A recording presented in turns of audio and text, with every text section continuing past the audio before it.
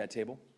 It means you need to have local leaders, you need to have state leaders, that we have to have nonprofit organizations, that we need to have advocates, that we need to have impacted citizens. Because without their work and without their leadership, without their push, none of this is possible. And while today is a day that we rejoice that progress is possible, it's also a day that we remember that there is more work that needs to be done. But we're here to do the work, and we're here to make it matter, and we're grateful for that. Because today really is about ensuring equal justice for all. It's ensuring that all of us can be seen and supported, especially in times of greatest need. It's about improving accountability for both violent criminals and improving accountability for law enforcement. It's about making sure that we're building trust between our communities and the forces that are sworn to protect them. And today, we will make Maryland safer by strengthening that trust. I'm proud to announce the launch of a new online system in the state of Maryland to help survivors of sexual assault track evidence anonymously. Now, Maryland has a strong track record of helping survivors through the process that takes place directly after the assault. Hospitals and law enforcement work with survivors to ensure they get a proper medical exam, collect and submit evidence, and are treated for their injuries. In Maryland, we offer these services free of charge. But we still need to, and we still must do better when it comes to all the days after those initial steps. And this is what this new tracking system will help us to do. This new system is a big deal, both for the individual survivors and for our state as a whole, because for survivors, this tracking system means that they can hold law enforcement accountable for effectively and efficiently processing evidence. That matters because we know too often that sexual assaults evidence kits end up sitting in hospitals or in precincts or in labs. There's a backlog of 5,000 untested sexual assault evidence kits in Maryland in 2022. And it's very easy for these kits to get lost when there is no accountability. That needs to change, and it changes today. Survivors can go online and see exactly where their evidence stands through every single step of the process, and if the evidence is not moving, survivors can speak out, and they can get the support that they deserve instead of being left in the dark, having to fend for themselves. And that means this is an effort to get greater accountability for their attackers and the predators too. When the system is moving, we can bring more people to justice. And now, for our state as a whole, this new tracking system has the power to strengthen trust between the justice system and the communities that they support. Sexual assaults and rapes are the most unreported crimes in the state of Maryland. When survivors don't feel like the system is on their side, these survivors won't come forward, and justice won't be served. And that's hurting all of us. But when people feel that there is accountability, we have a better chance of getting evidence and a better chance of closing cases and a better chance of serving justice. Then we can start building towards a culture of teamwork and transparency and trust, and this kind of tracking system has already been stood up in red states and in blue states, from North Carolina to Ohio to Oklahoma. And now it's Maryland's time to get this done. And this day has been a long time coming. The General Assembly passed the Sexual Assault Victims Resources Act in 2017. But when it came time to stand up a comprehensive sexual assault tracking system, our predecessors were not able to get it done. This administration said that we were going to get this over the finish line, and this administration has kept its word.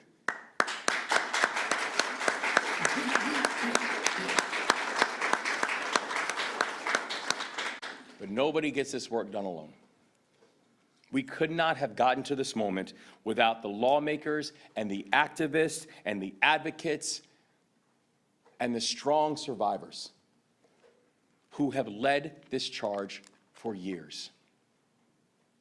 This victory today is yours, and we're eternally grateful. And I want to thank our Attorney General, Anthony Brown, for his work and leadership.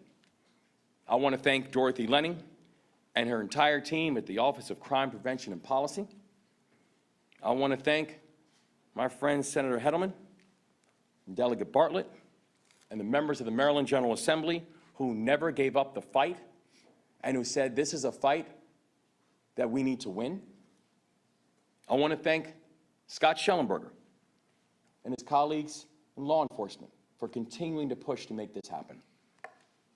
I want to thank Lisa Jordan and the fantastic work at the Maryland Coalition Against Sexual Assault. Thank you for all you continue to do for all of us.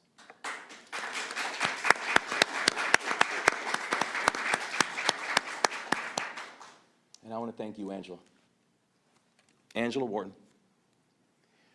for turning her pain into progress. Angela, and all the survivors who are with us today, we see you. We are grateful. And we're better today as a state because of you. Thank you so much, and God bless you.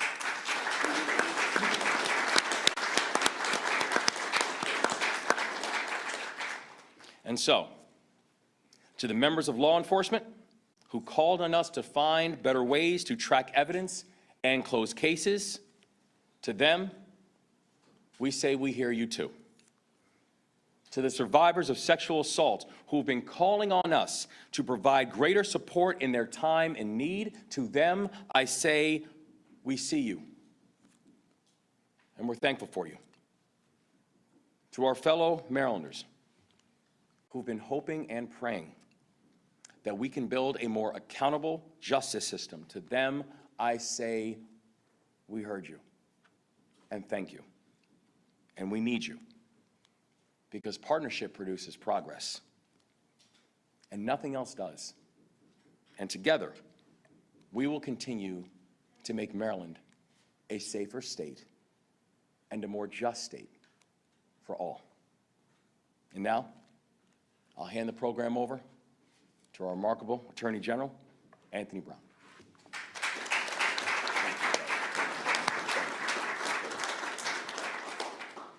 Thank you, Governor.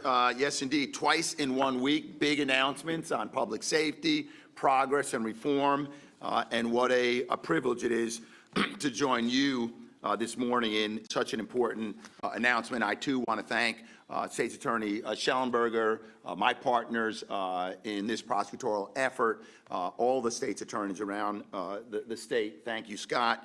Lisa Jordan, we go way back to my first session in the General Assembly, 1999. You've been at this work for so long, and you have really propelled so much progress in Maryland in this area. I want to thank all the survivors, both those in the room and certainly those who are watching online, for, as the governor mentioned, prodding, pushing, promoting public officials to do the right thing on your behalf. The days, the months, and the years you've been kept in the dark about the status and location of your evidence kits. That ends, as the governor said, that ends today. And a special thank you to Angela Wharton. As the governor mentioned, turning your pain, helping to turn that pain into progress, your tragedy into triumph for other Marylanders. Thank you for being here, sharing your story, and inspiring us to do better.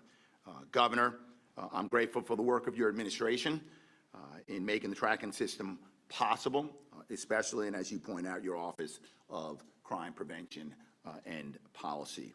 I want to thank all of the lawmakers, certainly Senator Hedelman, and I know we're joined by Delegate Bartlett, who just Delegate Bartlett. That's that duo down in the General Assembly getting this done, working with the Sexual Assault Evidence Kit Task Force. So I really want to thank you. And to the the Sexual Assault Evidence Kit Policy and Funding Committee, which is chaired by Katie Dorian, who's the chief of my criminal division. I say a special thank you to those committee members who've really been sticking to this for the last 7 years, making recommendations. In fact, it was the recommendation of the committee in 2018 that really led us here today. So I want to thank those members. And finally, to my team at the Office of the Attorney General, thank you, Zanita Wickham-Hurley, who's been at this for quite some time, and Carissa Hatfield, who, as Scott Schellenberger said, she's the leader, certainly in the committee and in the OAG on this issue. So thank you, Carissa. So this is right here a sexual assault evidence kit. When someone is the victim of a sexual assault, the criminal justice system asks them to report the crime to police. We then ask victims to go to a hospital and undergo a forensic exam, most commonly known as a SAFE exam.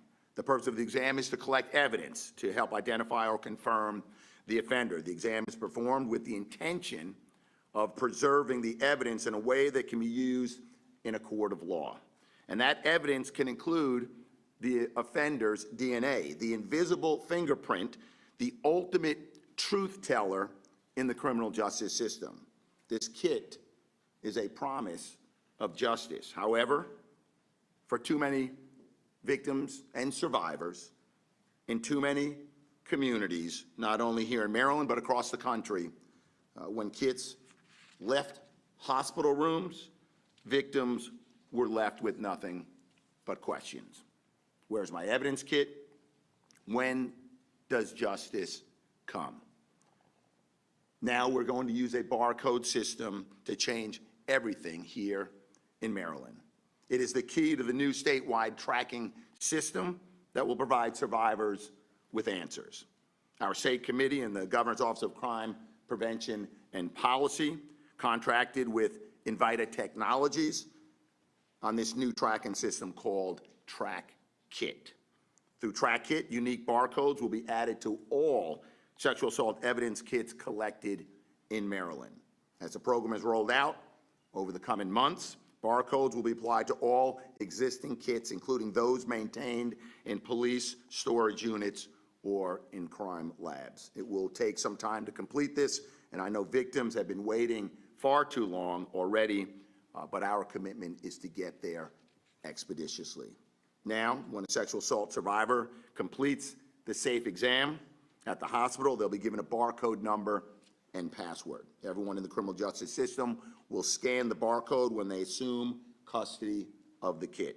For survivors, that means you can go into the tracking system 24/7, 365 days a year, armed with your barcode number and password, and track the progress of your kit, from the hospital through law enforcement to the lab for testing, then back to the appropriate agency.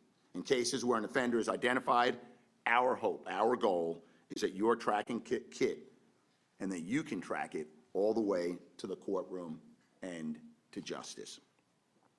This system is up and running. The process of entering kits has already begun.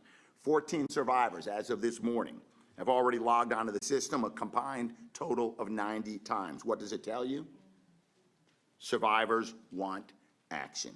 They expect all of us to do our jobs. The tracking program is going to give survivors the transparency, accountability, dignity, and support they deserve. It will help law enforcement and prosecutors find the perpetrators and hold them accountable. It will help us track delays and monitor compliance. Survivors of sexual assault will no longer be kept in the dark after forensic evidence is collected. We will empower survivors. This tracking system has the potential to do just that. So I want to thank you once again, Governor, and it's my privilege to call to the podium Senator Hettleman.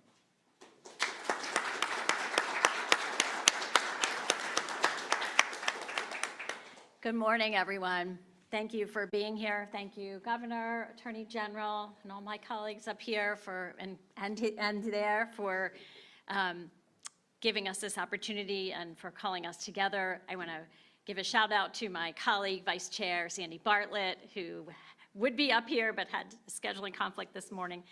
This is a good day, and this has been a good and important week for big announcements of how to beat back barriers in our criminal justice system.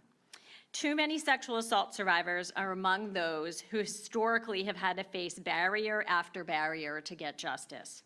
Too many have not been believed, have had their experiences minimized, and have not been taken seriously by our systems. Systems that are supposed to be on the front lines of addressing their needs and of holding perpetrators accountable. 8 years ago, at the beginning of my legislative service, I read an article in the newspaper, co-written by someone here, about a Baltimore County young woman who went out for a drink with a coworker and was sexually assaulted, and among other horrific actions, was vaginally penetrated by a beer bottle. The day after, she went to the hospital, had a forensic nurse exam, producing what is commonly called a rape kit. She spoke with police, who unfortunately did not take her seriously. At this traumatic time in her life, after doing what we all want survivors to do, access health care and report to police, she didn't want to do battle with the system, so she set her experience aside. Fast forward 3 years later, at a different point in her life, and she reached out to the Baltimore County Police Department to find out that the rape kit and the beer bottle, the two critical pieces of physical evidence in her case, had been thrown away. And so began my journey, building on the work of so many who came before me. This happened in my county, and the more I dug into the issue, the more I learned that so much needed fixing. And thankfully, I found many willing partners in this mission, including the folks standing here and many of my colleagues, Republicans and Democrats, who have come together to make change. It has not been easy, and at times we've had our battles, but we are making progress. And Governor, thank you for signing this bill and for demonstrating that change is possible. And when you have leadership committed to change, like the folks here today, systemic reform can happen.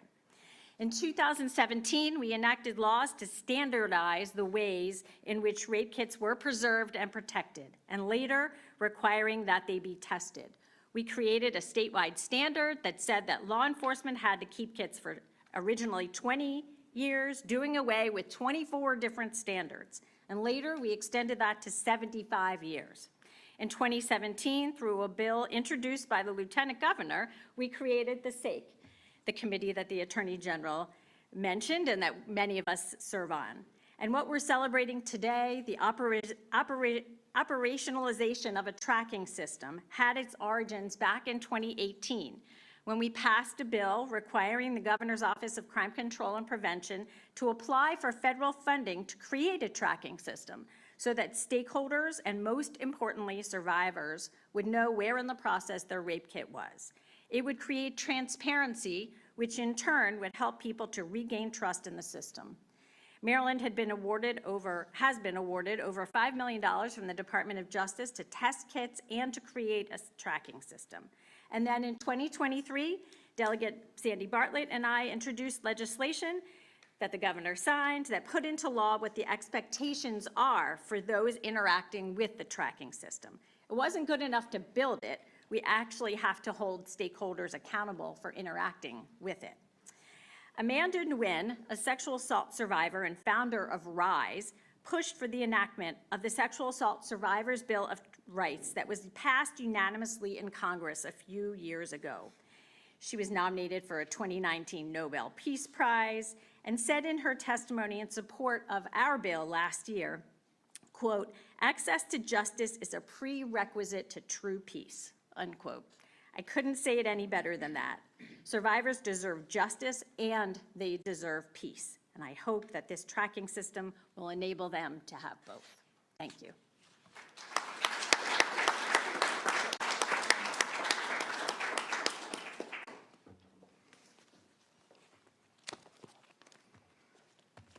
Good morning. I'm Scott Schellenberger. I'm the state's attorney in Baltimore County, and I'm pleased to be here today with the launch of the sexual assault evidence kit tracking system. Many of the people up here and many in the audience have worked very hard for a number of years. Actually, when I just heard it mentioned that it was first brought in 2017, I had to lean over to Senator Heldman and say, have we been doing this that long? But we have. We have been doing this that long. And I've been to many, many, many meetings to get us to this point. And honestly, there were many times where I would sit in these meetings and I would think, wow, there's really going to be accountability about whether the police and prosecutors are doing their jobs. And as you heard, that includes me. But then as I would listen to some folks, I realized that that's exactly what we needed to do. There needs to be accountability, and that's what this tracking system will do. When it launched a few weeks ago, unfortunately, we had a very terrible incident in Baltimore County in which there were two individuals sexually assaulted by a stranger. Because I knew the system had launched, the week after that happened, I actually went into the system and did a few clicks, and next thing I knew exactly where those two kids were. They were still at the hospital. But interestingly enough, I knew the nurse who had done the exam. And so therefore, I knew who our first witness was going to be in that sexual assault case to prove the introduction of that DNA evidence. Just yesterday, because we were coming here today, I clicked on that tracking system again, and I saw that the two kids are now in the property room in the Baltimore County Police Department. And I knew not only who the nurse was, but now I knew what officer had picked the kid up. And that's what this system will do. And more importantly, because of the word accountability, what has to happen next is when I click on that the next time, 30 days, 60 days, I better see that it's not sitting in property evidence. I better see that it's somewhere else being tested. And that's where it comes to accountability, and that's what this system does. It's accountability for police, prosecutors, and access for the victim to really know what's going on. Just so you know, I would like to thank our leaders over the years who have led this committee. They send out way too many emails telling us we're having meetings. Thank you very much, Zanita Hurley, for leading us first. Rhea Harris for leading us. Carissa Hatfield, thank you so much for being our leader and bringing this home. We really appreciate it. I pledge to you that I and all the law enforcement in this state will continue to be held accountable, and we will utilize this system to make sure that the victims of sexual assault get their day in court. And now we will hear from, sorry, Governor, the most important speaker today, and that's Angela Wharton.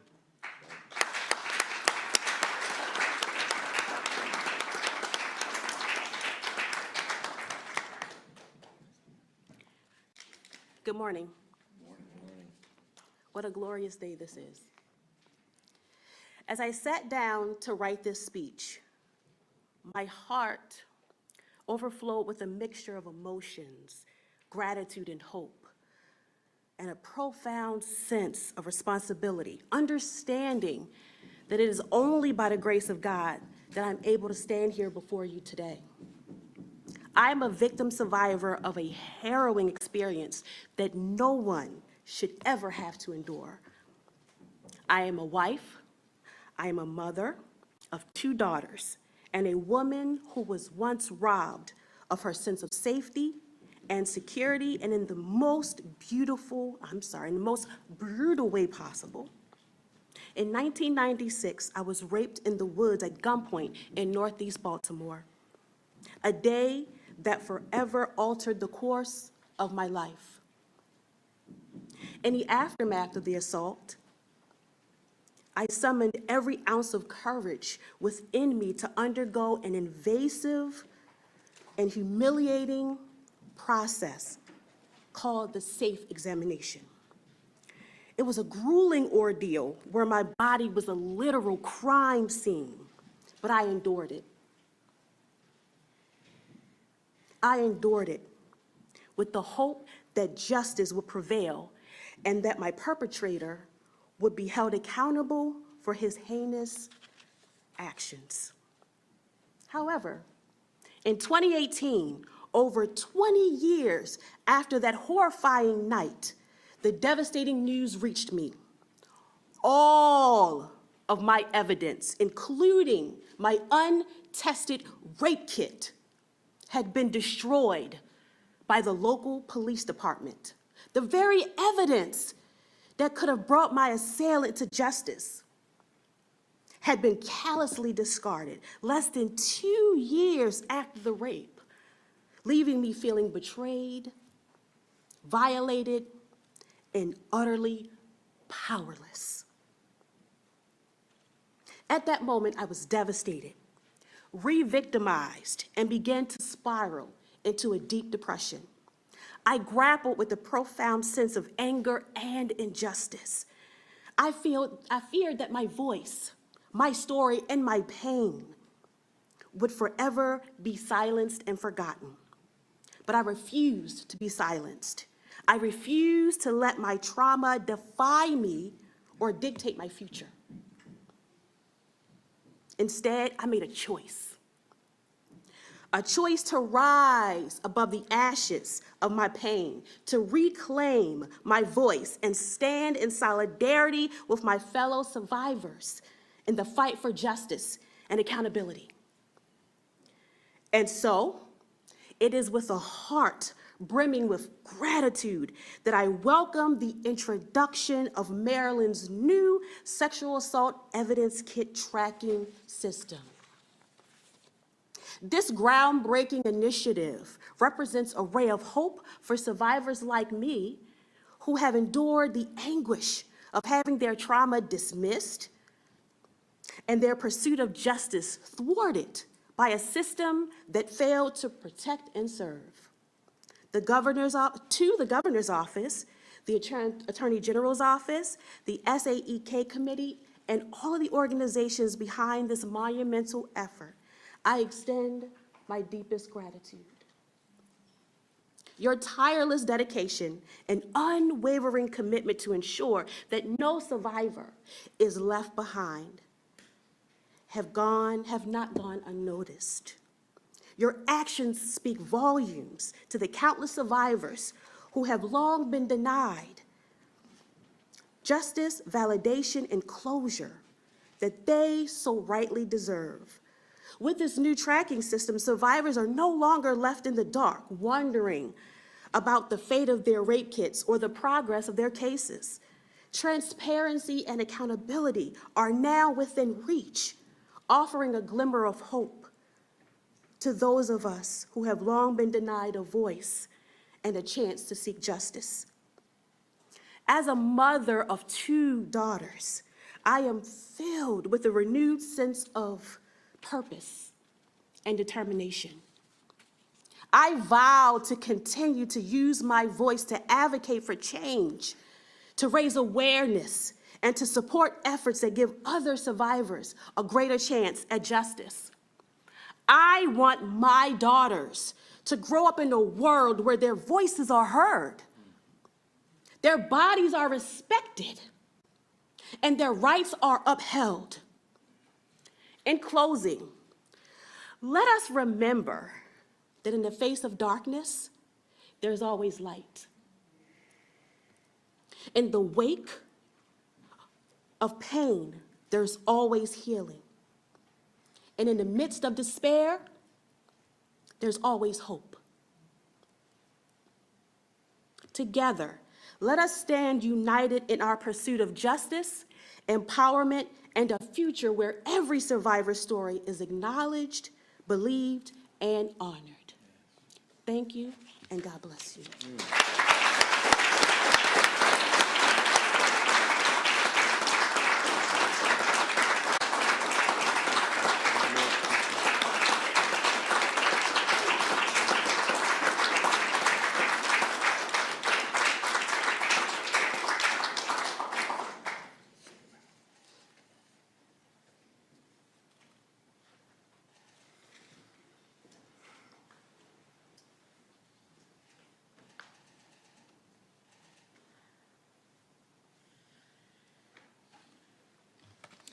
Good morning.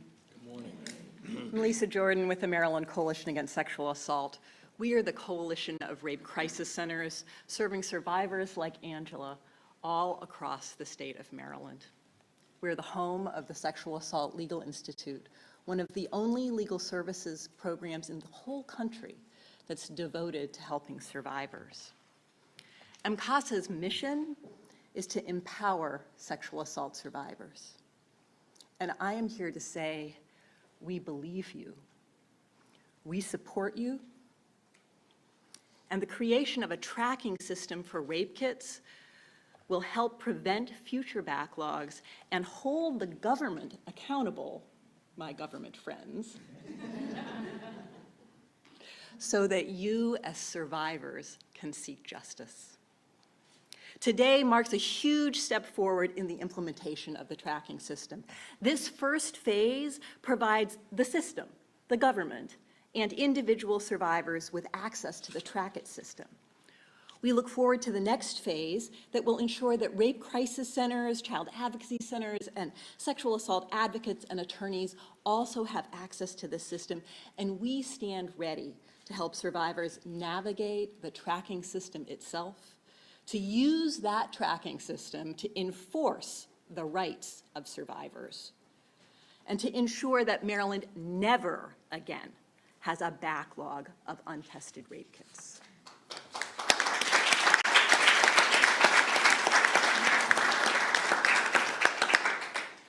Know that the tracking system is part of the larger Sexual Assault Kit Initiative, a partnership between the Attorney General's SAKE Committee, led by the fabulous Katie Dorian, the Moore administration, and MCASA.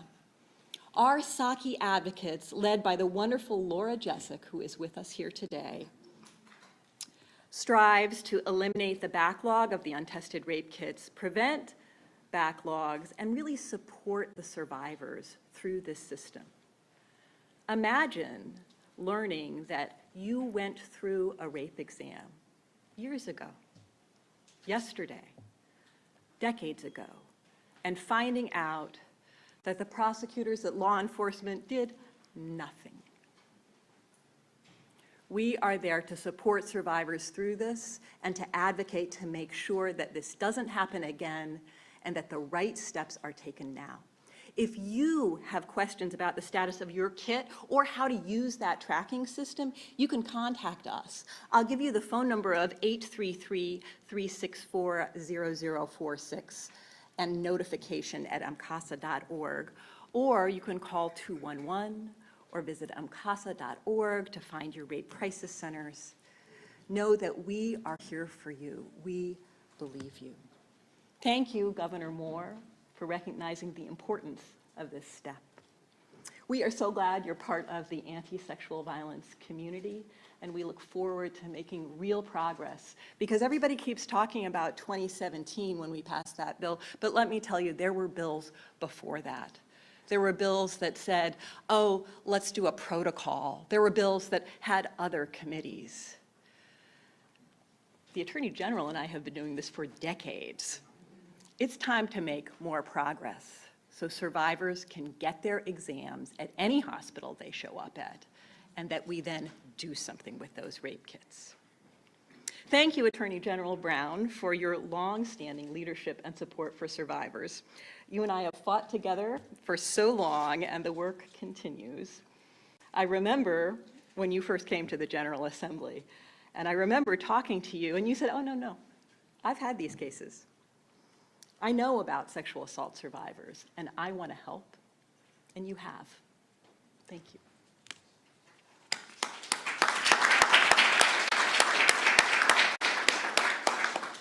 Thank you, Vice Chair Bartlett. Thank you, Senator Hettleman. You are championing the laws that help survivors, and you championed this law that required that sexual assault kits be tracked, and you included in that law that advocates have access to that tracking system. But you know, most of all, like everyone here, I want to thank Angela Warden. She and I have also known each other a very long time. Survivors who choose to have a forensic exam to provide the state with vital information that we need to convict sex offenders and make our communities safer, they should be lifted up as heroes. Tracking the evidence that they have provided from their bodies after the trauma of a sexual assault, that's the least we can do. Thank you all for being here. I believe that there is now time for questions.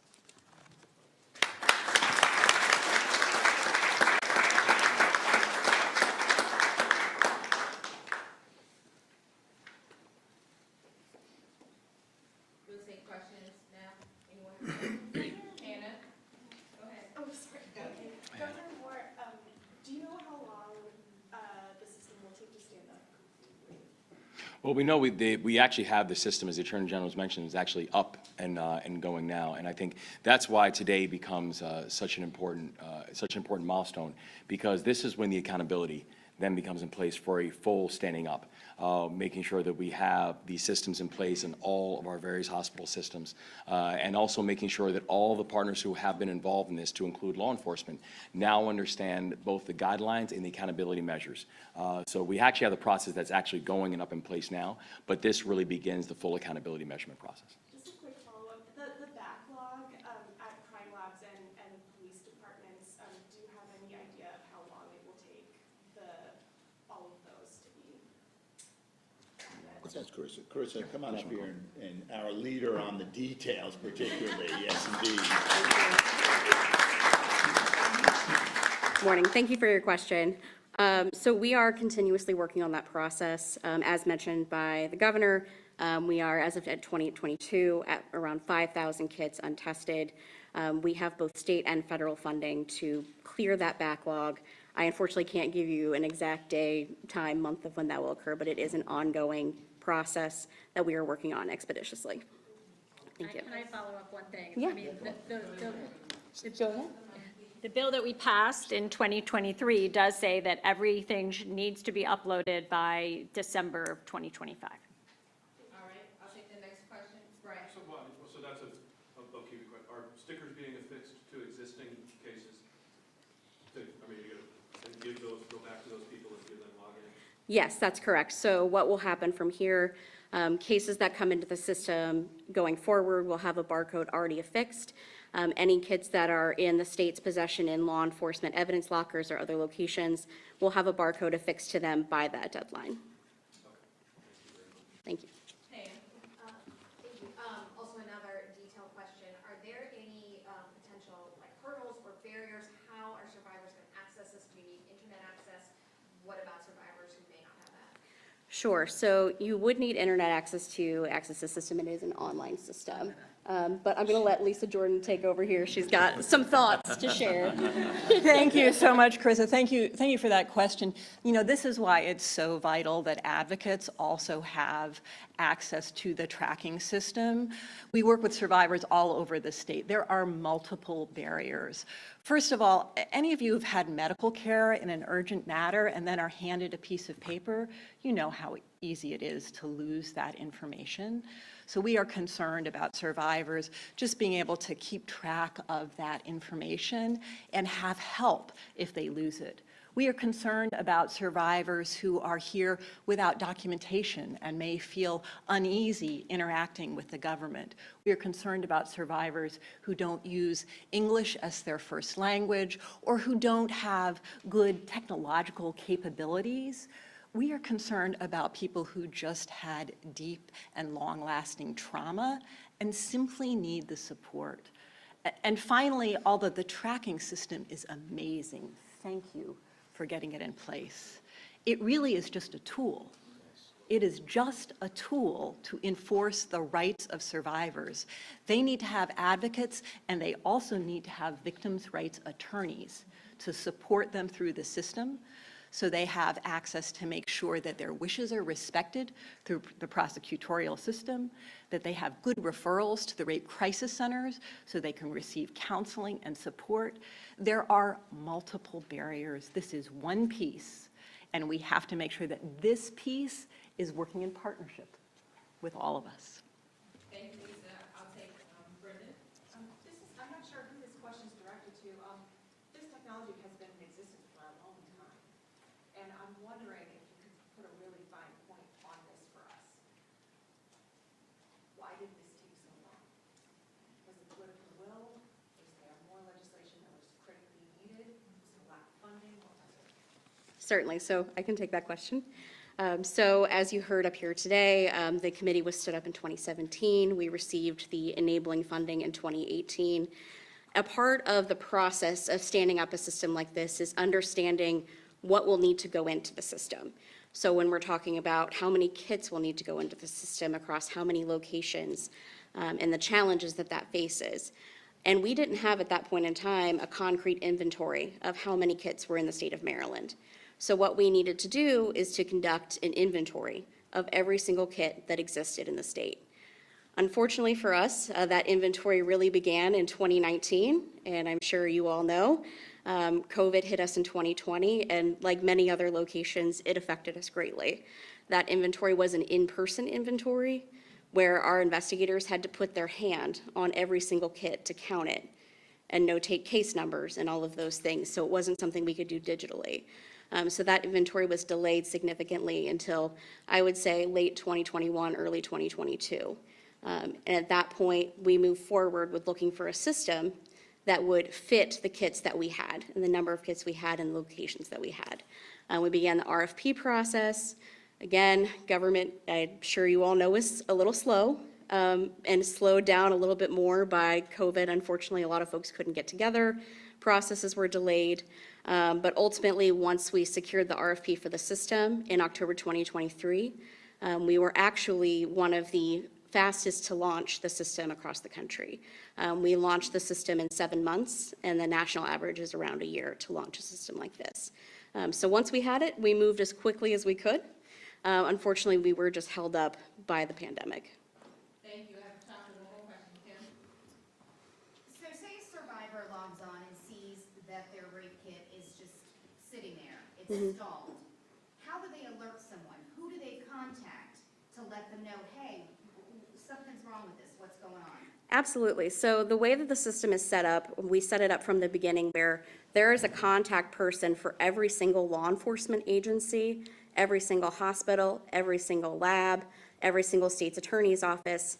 So if a survivor logs in and they see it's sitting in an evidence locker, they can contact that agency and say, what's happening with my case? I can see that it's been sitting in the locker since X date.